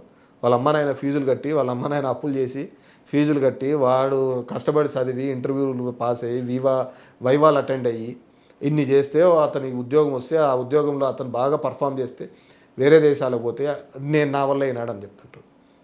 దరిద్ర Rajasekhar was never like that. So దానికి తగ్గట్టుగానే జగన్మోహన్ రెడ్డి గారు మరింత వైఎస్ఆర్ని పొలిటికల్గా దగ్గర నుంచి చూశారు, కుటుంబంతో మీకు అటాచ్మెంట్ ఉంది, మీ కుటుంబానికి ఆ కుటుంబానికి. సో ఆ తర్వాత వైఎస్ జగన్ వెంట నడుస్తున్నారు. వైఎస్ జగన్ విషయంలో మీకు నచ్చిన విషయాలు ఏంటి? మీరు ప్రధానంగా వైఎస్ జగన్ వెంట కంటిన్యూ అవ్వాలనుకుంటున్నారా ప్రయాణాన్ని? కంటిన్యూ అవుతున్నాను కదా. నాకు మా విషయాల్లో there is no other option. ఇంకో విధంగా ఆలోచించుకోవాల్సిన అవసరం లేదు, ఇది లేదు. మేము ఆయన ఫ్యామిలీతోనే ఎంటైర్ మై కెరీర్ అంతా ఆయనతోనే ఉంటుంది. లేదంటే ఊరికనే కూర్చుంటాం, కానీ కంప్లీట్గా ఆయనతోనే ఉంటాయి. ఆ ఫ్యామిలీతో ఇప్పుడు నేను మా చిన్నాన్న ఎంతమంది చేస్తున్నాను. So there are lot of difference. అంటే జగన్మోహన్ రెడ్డి గారి దాంట్లో ఉన్న ఇది ఏంటంటే, సో మంచి అందరు చెప్తారు. నెగిటివ్ ఏంటంటే ఆయన పర్ఫెక్ట్గా వెళ్ళాలి అంటారు, ప్రతిదీ పర్ఫెక్ట్ ఉండాలి, వెరీ పర్ఫెక్ట్గా వెళ్ళాలా, పర్ఫెక్షన్ ఉండాలా. మనం ఇట్లాంటి నేనేమంటే మనం చేస్తున్న రాజకీయాలు చేస్తున్నప్పుడు కొంచెం ఆ రాజకీయాలకు తగ్గట్టుగా మనం కూడా రాజకీయం చేయాలా నేను అంట. నేను ఒంటరిగా పోతానడంలో తప్పు లేదు, నేను ఇంత పార్టీని ఎస్టాబ్లిష్ చేయడం. కొన్ని సినారియోస్ మనం రాజకీయంగా ఎక్కడ ఏ విధంగా యూటిలైజ్ చేసుకోవాలి, ఏ విధంగా ఇది కొన్ని దానిలో జగన్మోహన్ రెడ్డి ఏంటంటే చాలా ముక్కుసూటిగా వెళ్తూ ఉంటాడు. రాజశేఖర రెడ్డి గారు కొద్దిగా మరింత లౌక్యంగా వెళ్తూ ఉంటాడు. అది అంటే వైఎస్ఆర్లో లౌక్యం ఉంది, జగన్లో లౌక్యం లేదంటారా? లౌక్యం కంటే ముక్కుసూటితనం ఎక్కువ. అది పొలిటికల్ సిస్టమ్స్లో చెడును ఎక్కువ చేస్తుందని నేను అనుకుంటున్నా. మొహం మీదనే అలాగే చెప్పేసి విమర్శలు చేసే వరకు ఒక అవకాశం కలుగుతుంది. మొహం మీదనే అలాగే చెప్పేయడము అదేని కొద్దిగా లౌక్యంగా దాన్ని ఆ సందర్భాన్ని దాటేసినా కూడా హ్యాపీగా ఉంటాడు కదా అనేది నేను అనుకుంటున్నాను. సో కమింగ్ బ్యాక్ టు మనం ఒకటి చెప్తే దానికి చేసే తీరల్లా, దానికి ఎంత ఇది అనే పద్ధతికి ఆయన పోతూ ఉంటాడు. ఇంకేం సో ఆ చేసే పద్ధతిని కొద్దిగా డిలే చేసైనా చేయొచ్చు కదా అనేది నేను అంటారు లౌక్యం అంతే. సో ఇప్పుడు వైఎస్ జగన్తో మీరు నడుస్తున్నారు. సో వైఎస్ జగన్ విషయంలో వస్తున్నటువంటి ప్రధానమైనటువంటి కొన్ని ఆరోపణలు విజయసాయి రెడ్డి లాంటి వాళ్ళు ఇప్పుడు చేస్తున్నారు ఆరోపణలు పార్టీ నుంచి వచ్చాక. గతంలో కూడా జగన్ చుట్టూ ఒక కోటరీ ఉంది. ఈ కోటరీ వ్యవహారాలు ఏంటి అసలు? ఇప్పుడు జగన్మోహన్ రెడ్డి విషయంలో అది తప్పే అనుకోవాలి కదా. లేకుంటే పాపం అతని ఆడిటర్ పని చేసుకోనికుండా అతన్ని నువ్వు తీసుకొని వచ్చి అతని రాజ్యసభ 2 సార్లు చేసి ఉత్తరాంధ్రకంతా అతని ఇన్ఛార్జ్ చేసి ఏదైనా కానీ సాయిరెడ్డి అన్నకు పోయి చెప్పండి అని చెప్పేసి నెత్తికెత్తుకోవడం, అతన్ని ఇది ముందుకు తీసుకొని పోవడం జగన్ రెడ్డి చేసిన పెద్ద తప్పే కదా. అట్లా చేయకూడదు కదా. అతను ఏదో ఆడిటర్గా పెట్టి 4 గోడల మధ్య ఉండి ఆర్టింగ్ పని చేసుకుంటా అంటే సరిపోయేది. ఇప్పుడు ఇవన్నీ విజయసాయి రెడ్డి ఎందుకు మాట్లాడుతున్నాడు? జగన్మోహన్ రెడ్డి అనే వ్యక్తి అతను ఆడిటర్గా పెట్టి ఉంటే మాట్లాడేవాడు కాదు కదా. జగన్మోహన్ రెడ్డి అతను 2 సార్లు రాజ్యసభ చేయడం తప్పైంది. జగన్మోహన్ రెడ్డి అతన్ని ఉత్తరాంధ్రకి అక్కడ ఇన్ఛార్జ్ వేసి తను చేసిన పాపం అంతా పార్టీని మూటగట్టుకోవడం మాకు తప్పైపోయింది. ఇవి కదా తప్పులు. ఆయన కోటరీ గురించి మాట్లాడేది మొదటి నుంచి మాట్లాడుతా అంటేనే ఇతని పేరే చెప్తాడు కదా, విజయసాయి రెడ్డి పేరే చెప్తాడు కదా. నా సాయిరెడ్డి అన్న చెప్తాడు కదా. ఇంకా అన్నిసార్లు సాయిరెడ్డి అన్న చెప్తా అంటే కోటరీలో ఆయన ఉన్నట్ట మేమున్నట్ట? అంతే కదా.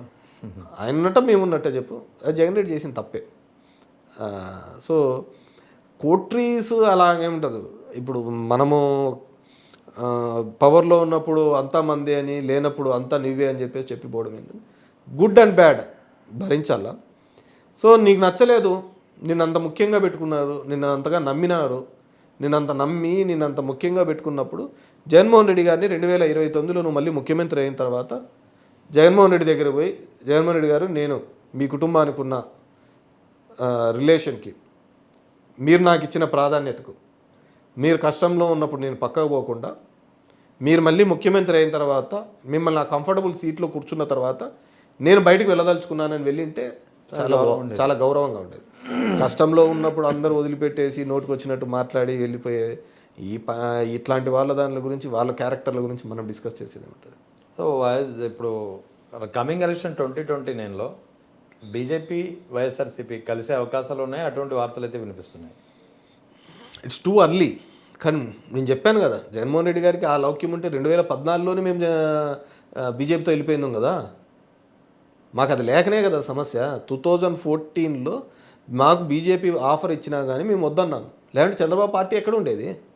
Everyone knows 10 years of the anti incumbency of Congress వచ్చిన తర్వాత, జగన్మోహన్ రెడ్డి గారిని కాంగ్రెస్ అంత ఇబ్బంది పెట్టిన తర్వాత కాంగ్రెస్తో మేము ఎలాగో కలవము అనుకున్నప్పుడు, అవతల బీజేపీ మనకు అడుగుతున్నప్పుడు వాళ్ళతో కొద్దిగా అడ్జస్ట్మెంట్ అయిపోయింటే 14లోనే చంద్రబాబు కథ క్లోజ్ కదా. అలా కాదు కదా. ఈయన అనేది అదే కదా మేము అనేది. ఈయన నేను నా పార్టీ ఒకరినితో మింగిల్గాము, ఒకరితో ఇది చేయము, మా అజెండా మాదే అని స్ట్రైట్ ఫార్వర్డ్ పోతాం. ఇప్పుడు వచ్చిన ఇష్యూ అంతా అదే కదా. ఇప్పుడు విజయసాయి రెడ్డి సోకాళ్ళు మాట్లాడుతున్న మాటల్లో కూడా కొంతమంది రాజ్యసభ సభ్యులు వెళ్ళిపోయినారు. అదే గన జగన్మోహన్ రెడ్డి గన ఆ కొద్దిగా ఉండింటే వీళ్ళందరినీ కూడా చంద్రబాబు లాగా బీజేపీలోకి పోయి షెల్టర్ చేసుకోండి, తర్వాత మళ్ళీ నాకు పని చేయండి, అక్కడ లోపల పని చేసి మళ్ళీ నాకు ఎలక్షన్స్ టైంకి నాకు వచ్చేసేయండి అని చంద్రబాబు లాగా చెప్పి పంపించవచ్చు కదా. ఇప్పుడు టీజీ వెంకటేష్, సీఎం రమేష్, సుజనా చౌదరి వీళ్ళందరూ అలా వెళ్ళిపోయినారు కదా. వాళ్ళు ఎక్కడ పోయినా కానీ చంద్రబాబు కోసమే పనిచేస్తున్నారు కదా. అలాగే పనిచేశారు కదా. అలా వాళ్ళందరినీ పంపించింటే బీజేపీ వాళ్ళు మాకు ఉండిందరు, ఇది ఎంపీలు ఉండిందరు, ఇంతమంది ఎంపీలు పోయేవాళ్ళు కాదు, అన్నీ ఉండదు కదా. జగన్మోహన్ రెడ్డి గారు చేత కాదు కదా. చేత కాలేదు కాబట్టి వీళ్ళందరూ పోయినారు, వీళ్ళందరూ మా మీద ఈరోజు మాట్లాడుతున్నారు. జగన్ ఎప్పుడు చెప్తుంటారు కదా విలువలతో కూడా రాజకీయాలు చేస్తానని. అందుకే బహుశా అంటే నేను రాజకీయాల్లో విలువలతో చేయాలనేది జగన్మోహన్ రెడ్డి యొక్క ఆలోచన. కానీ నేనేమంటానంటే సొసైటీకి ఆ విలువలు ఉన్నాయా లేదా అనేది కూడా మనం చూడాలా అంటాను. ఎగ్జాక్ట్లీ. అంటే సమాజంలో ఆ విలువలతో నువ్వు చేస్తున్న విలువలతో కూడిన రాజకీయాలు తీసుకునేంతగా ఉన్నారా, అర్థం చేసుకునేంతగా ఉన్నారా? ఇప్పుడు సొసైటీలో ఆ విధమైన ఆలోచన డెఫినెట్గా నువ్వు పోవాలి. కానీ ఆ విధమైన లేదు కదా. నువ్వు ఒకటి మంచిగా స్ట్రైట్ ఫార్వర్డ్గా చెప్తుంటే దాన్ని తప్పుగా అనుకుంటున్నారు. దాన్ని అది తప్పు ఆ విధంగా ఉండకూడదు అంటున్నారు. సో నువ్వు తప్పు ఆ విధంగా ఉండకూడదు, నీకేది మంచిదో అదే చెప్దాంలే. అది ఇప్పుడు జరుగుతున్న రాజకీయం. ఇప్పుడున్న రాజకీయం ఏం జరుగుతుంది, నీకు ఏదైతే చెవులకు వింపుగా ఉంటుందో అది చెప్తే సరిపోతుంది. ఇప్పుడు చంద్రబాబు చెప్పినాడు సూపర్ 6 సూపర్ హ్యాపీస్ అని అందరు అంటున్నారు. ఎవడు హ్యాపీసో ఎవడు సూపర్ 6 అర్థం కాదు. కానీ జనాలకి ఏంది, నువ్వేమిచ్చావు అనే తర్వాత ఏం వస్తుంది అనే దాని మీద పోతున్నాం. అవును, ఇచ్చినది మర్చిపోండి, కొత్తగా ఏమొస్తుంది చెప్పు అనే దాని మీద ఆలోచిస్తున్నా. ఈ సమాజంలో నువ్వు ఆ విధమైన హామీలు చెప్పాలి కదా అంటున్నా. ఇప్పుడు చంద్రబాబు ఏం చెప్పాడు, పెన్షన్ ఇంత ఇస్తా అని చెప్పినాడు. జగన్మోహన్ రెడ్డి ఏమన్నాడు, 4,000 పెన్షన్ ఇస్తామన్నాడు. అక్కడితో ఆగచ్చు కదా. 2028కి ఇస్తాము అన్నాడు. 6లో 250, 7లో 250, టోటల్ ప్లాన్ ఆఫ్ యాక్షన్ ముందే చెప్పేశాడు. అవసరం లేదు కదా అక్కడ, అక్కడేం అవసరం లేదు ఆయన చెప్పినాడు. సో నేనేమంటే ఆ టూ మచ్ ఆఫ్ సిన్సియారిటీ కూడా అవసరం లేదేమో అనుకుంటా నేను. ఆ సిన్సియారిటీని యాక్సెప్ట్ చేసేంత పద్ధతిలో సమాజం లేదు అంటా నేను. నువ్వు మంచిని పంచుదామని అంటావు, ఆ మంచిని తీసుకునే పొజిషన్లో సమాజం లేనప్పుడు మనం ఏం చేస్తాం? ఏమో ఒకవేళ ఇన్ ఫ్యూచర్ రానున్న కాలంలో నెమ్మదిగా యువత రాజకీయాల్లోకి వచ్చే కొద్దీ, లేదా యువతకి రాజకీయాలపై అవగాహన పెరిగే కొద్దీ, లేదా ప్రజల్లో రాజకీయాలపై అవగాహన కొద్దీ జగన్ యొక్క ట్రెండ్ మార్క్ ఏదైతే రాజకీయాల్లో విలువలు అన్నారో దాన్ని అర్థం చేసి ఈ దేశంలో నాకు తెలిసి ఇప్పుడైతే యువత రాజకీయాల్లోకి వచ్చి ప్రశ్నించే గుణం తప్పైంది. ఆ ప్రశ్నించే గుణం ఉండింటే నేను ఇప్పుడు రాయలసీమ దాని గురించి నేను అంతగా ప్రశ్నించినప్పుడు దాని గురించి మాట్లాడిందరు కదా. దాని గురించి ఒక డిస్కషన్ ఫార్మ్, నా ఇంటికి ఏమొస్తుంది, మాకు ఎట్లున్నాము, వీఆర్ హ్యాపీ సార్ లేదా అనేది, అది నాతో పాటే అందరికీ అలాగే కనపడుతుంది. ఇప్పుడున్న దాంట్లో ఆ ఫైటింగ్ స్పిరిట్ అనేది లూజ్ అయిపోతున్నాం అనే పరిస్థితికి ఎందుకు వస్తున్నాయంటే, దాని గుడ్ ఆర్ బ్యాడ్ అని వచ్చుకోవచ్చు. దేశంలో ఉన్న రాజకీయ పార్టీలు కులాల అనుగుణంగా క్యాష్ అనుగుణంగా రాజకీయాలు నడుపుతున్నంత కాలం మనమేం దీన్నేం సమాజాన్ని మనమే మార్చే పరిస్థితులు లేవు. ఏ కులం ఓట్లు ఎక్కడ ఎక్కువ ఉన్నాయని, ఎవరు ఎక్కువ డబ్బులు పెడుతున్నారనే ఒక ఆలోచన ఉన్నంత వరకు కూడా ఈ దేశంలో రాజకీయాలు ఇంకా డెఫినెట్గా సమాజంలో ప్రశ్నించే గుణం అనేది తగ్గిపోతూ ఉంటుంది. అంతే, వేరేదేంది లేదు. ఫైనల్గా చెప్పండి, అసలు 2029 ఎలక్షన్స్కి ఇప్పుడు 2 ఇయర్లీ కానీ ఆ అవకాశం ఉంటుందా లేదా బీజేపీ వైసీపీ టైం? నాకు తెలిసి అయితే జగన్మోహన్ రెడ్డి ఆలోచన విధానం ప్రకారం అయితే 90% ఉండదు ఆయన ఆలోచన విధానం. సో అగైన్ సింగిల్ ఫైట్, మేము సింగిల్గా కొట్లాడుతూ ఉంటాం, ఎక్కడ పోతుంది అనేది మా ఆలోచన అంతే. సరే, ఇప్పుడు 2024 ఎలక్షన్లో ప్రధానంగా కాపు సామాజిక వర్గం ఏదైతే 2019 ఎలక్షన్లో మెజార్టీ కాపు సామాజిక వర్గం వైసీపీ వెంట జగన్ వెంట నిలిచిందో, ఆ వర్గం అంతా 24లో ఎప్పుడైతే జనసేనని పవన్ కళ్యాణ్ ఎఫెక్ట్ వల్ల చాలా 90% కాపులు అటు వెళ్ళిపోయారు, మనకైతే ఓటింగ్ రాలేదు. సో ఇప్పుడు 2029లో కూడా ఇదే కూటమి రిపీట్ అయితే కాపు సామాజిక వర్గం స్టాండ్ ఎలా ఉండబోతుంది? ఇప్పటికైనా ఏమైనా చీలిక వచ్చిందా వాళ్ళలో అని మీ గెస్? నీకు పవన్ కళ్యాణ్ చాలా సక్సెస్ఫుల్గా కాపు కమ్యూనిటీని ఓన్ చేసుకోవడం, పోలరైజ్ చేసుకోవడంలో సక్సెస్ఫుల్ అయినాడు. నాకు ఒకసారి ఓటేయండి నేను ముఖ్యమంత్రిని చూపిస్తానని అనే మాటలు, నాకు వదిలేండి వ్యూహం, నాకు వదిలేండి నేను తెలుస్తామని చెప్పేసి వాళ్ళకి నిదానంగా కదా తర్వాత సీట్లప్పుడు కదా తెలిసినది ఇతని వ్యూహాలన్నీ అని. 21 సీట్స్ తీసుకున్నాడు, స్ట్రైక్ రేట్ 100% అయిపోయింది, అన్నీ అయిపోయినాయి. అది ఎలానో ఎవరికి తెలియదు. ఇప్పుడు నితీష్ కుమార్ గవర్నమెంట్లో పాశ్వానికి ఏ విధంగా స్ట్రైక్ రేట్ వచ్చిందో ఇతనికి అదే విధంగా స్ట్రైక్ రేట్. నేను ఇవన్నిటిని దృష్టిలో పెట్టుకునే కదా నేను అనేది, ఈ దేశంలో రాజకీయాలు ఎలక్షన్స్ అనేది ఒక పెద్ద మాయ అనేది.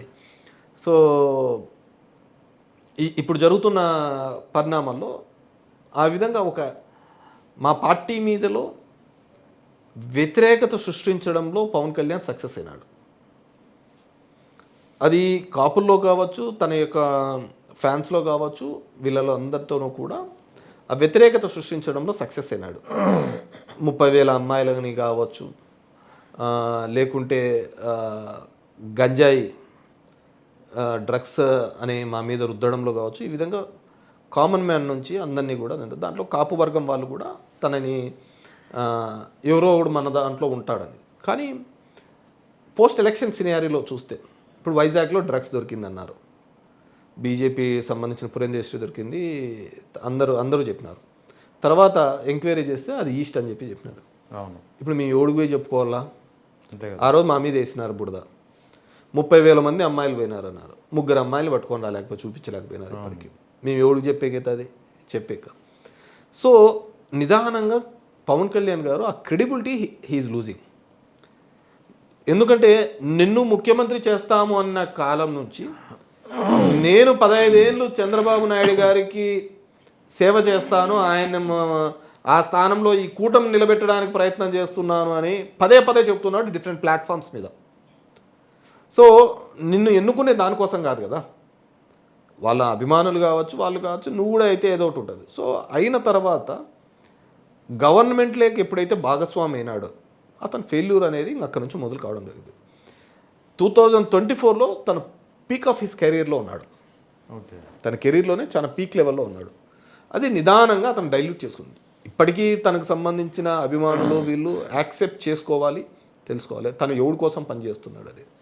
సో అది యాక్సెప్ట్ చేసుకుంటున్నారు అనేది అనుకుంటుంది. ఎందుకంటే మీరు అంటున్నట్టు కూడా మన తెలుగు రాష్ట్రాల్లో రాజకీయాలు మనం బేసిక్గా సదరన్ పార్ట్లో రాజకీయాలు ప్రతి ఇంటింటిలోనూ రాజకీయం మాట్లాడుతూ ఉంటారు, చాలా అవగాహన కలిగిన వాళ్ళు.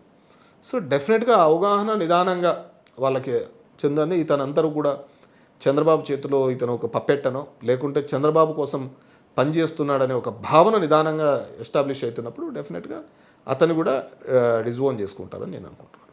సో అలా కాపుల్లో ఒక డివిజన్ అయితే అది కాపుల్లో కాదు, నేను కాపులు వీళ్ళు కదా, ప్రజల్లో ఖచ్చితంగా పవన్ కళ్యాణ్ గతంలో ఉన్న క్రెడిబిలిటీని కోల్పోతున్న మాట వాస్తవం.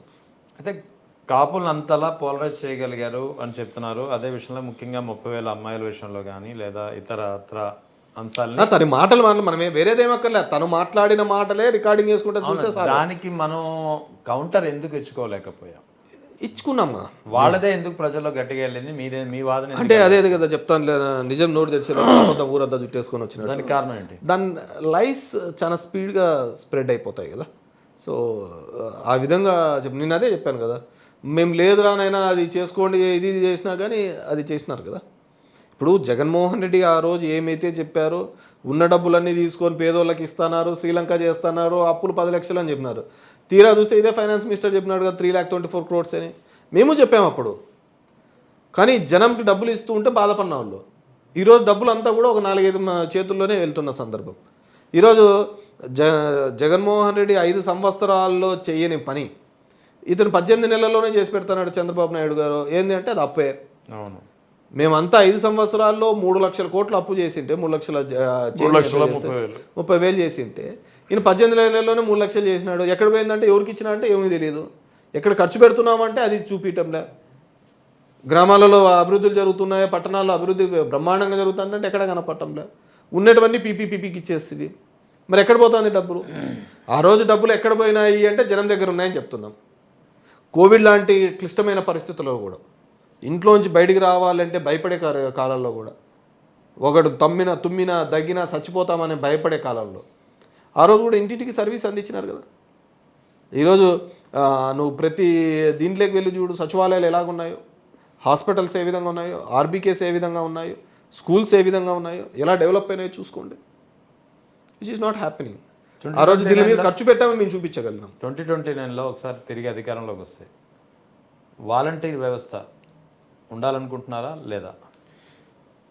డెఫినెట్గా వాలంటీర్లు అనే వాళ్ళు చెడు చేసినారు అనే దానికంటే కొంతమంది ఉంటారు, 20-30% చెడు చేసిన వాళ్ళు ఉంటారు, దాంట్లో సొసైటీలో ఉంటారు. కానీ అనుకున్న ఉద్దేశాలు వెల్ఫేర్ అందించడంలో సక్సెస్ఫుల్గా అయినాం.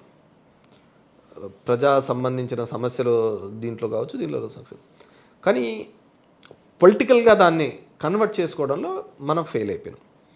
ఫెయిల్ అయిన మహత్తరం ఏంటంటే క్యాడర్కి, ప్రజలకు మనము ఏం చేస్తున్నాము కూడా వాళ్ళకి తెలియని పరిస్థితులలో క్యాడర్కి ఉండిపోయినారు.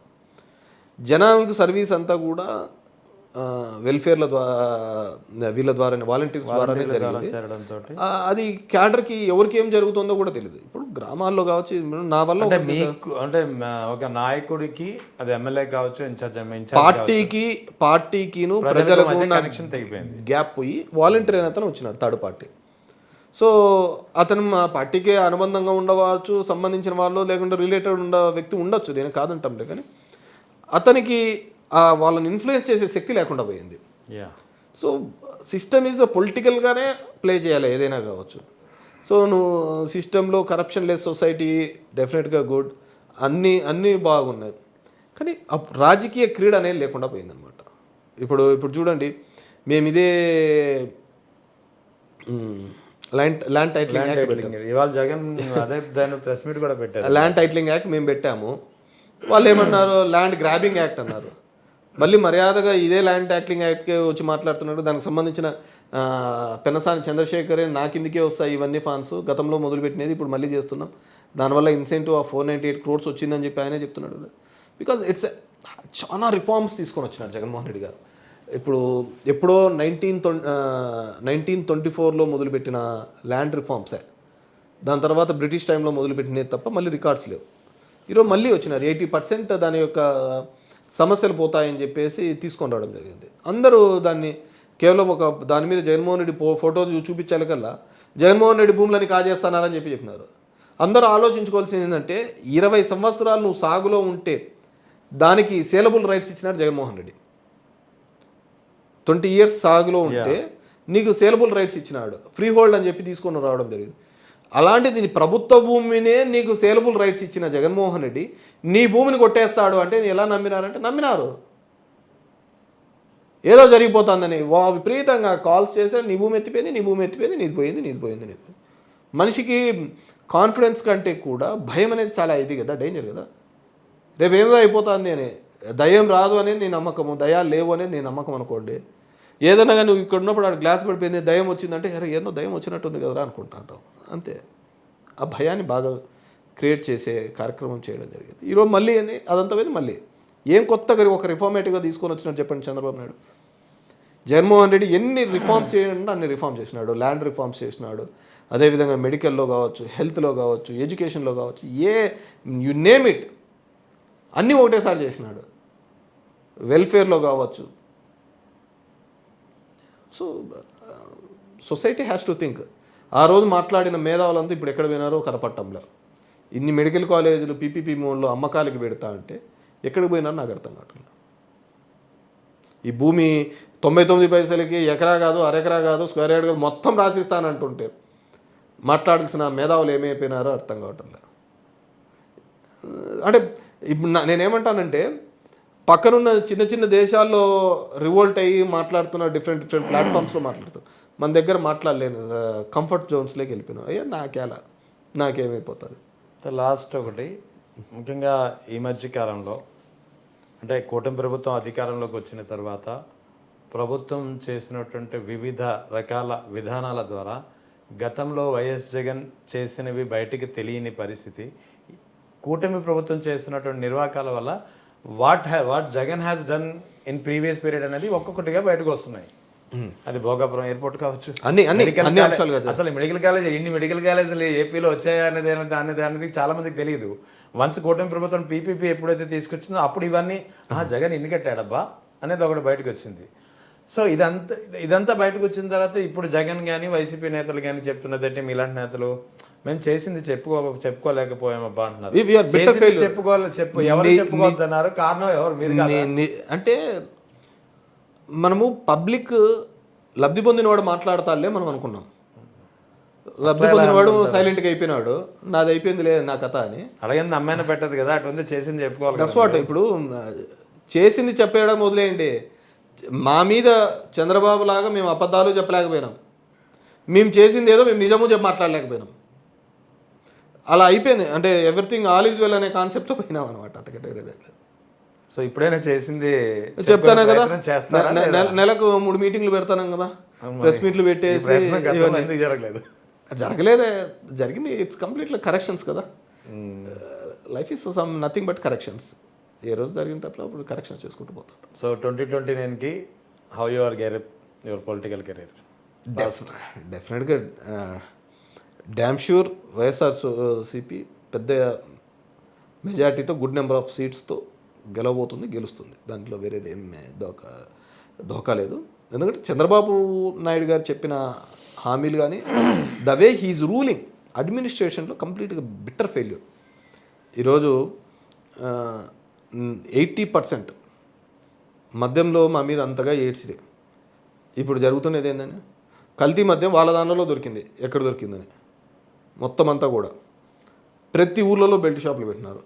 బెల్ట్ షాపులు ఏంది, ఆక్షన్ చేసుకొని వాళ్ళ దగ్గర కొనుక్కోనన్నా పెట్టుకోవాలా, లేదంటే బయట రాష్ట్రాల నుంచి నకిలీ మద్యం అన్నా పెట్టుకోవాలా. నేను చెప్తున్నా, ఇప్పుడు నా ధర్మవరంలో 70% నకిలీ మద్యం పోతుంది. 70% ఆ ములకల చెరువులో తయారు చేసిన మద్యము మా అనంతపూర్ బార్డర్ వరకు గతంలో స్ప్రెడ్ అయింది. అలాంటి చాలా మాల్యాలు చాలామంది ఉన్నారు మా దాంట్లో. డిఫరెంట్గా జరుగుతుంది. There is no control on law and order. జరుగుతున్న మర్డర్స్ కానీ ఇవి కానీ క్రైమ్ రిపోర్ట్స్ కానీ ఎలానో చూస్తూనే ఉన్నాం ప్రతి చోట. సరే, మీ టైంలో ఎలాగుంది, ఈ టైంలో ఎలాగుంది అంటే మీరే విశ్లేషించుకోండి. చంద్రబాబు నాయుడు గారు ఎప్పుడు కూడా లా అండ్ ఆర్డర్లో మెయింటైన్ చేసిన వ్యక్తే కాదు. మీరు బాగా చూడండి, 99 to 2004లో ఎవడైనా కానీ, ఏ ప్రజానాయకుడు కానీ, ఏ ఎమ్మెల్యే కానీ, ఎంపీ కానీ, ముఖ్యంగా తెలంగాణ ప్రాంతంలో ఎవరైనా కానీ వాళ్ళ ఊర్లో లేకపోతాంట లేదు, భయపడతా అంటారు కదా. ఎవడెప్పుడు చంపుతాడు, లాస్ట్కి అతని కిందకి సీట్ కిందకే పెట్టారు కదా claymore main. So never law and order మీద కావచ్చు, ఎనీ దానిల మీద కావచ్చు, ఈ పార్టీ బయాస్ కార్యక్రమాలు చేసుకుంటా ప్రజల్ని ఇబ్బంది పెట్టించే దాని మీద ఉంటుంది. డెఫినెట్గా పీపుల్ విల్ రివోల్ట్. ఏం జరుగుతుందో కాబట్టి అంత మ్యాండేట్స్ అని వస్తుంది. Do you want to see your name in 2029 YSR Congress party government cabinet?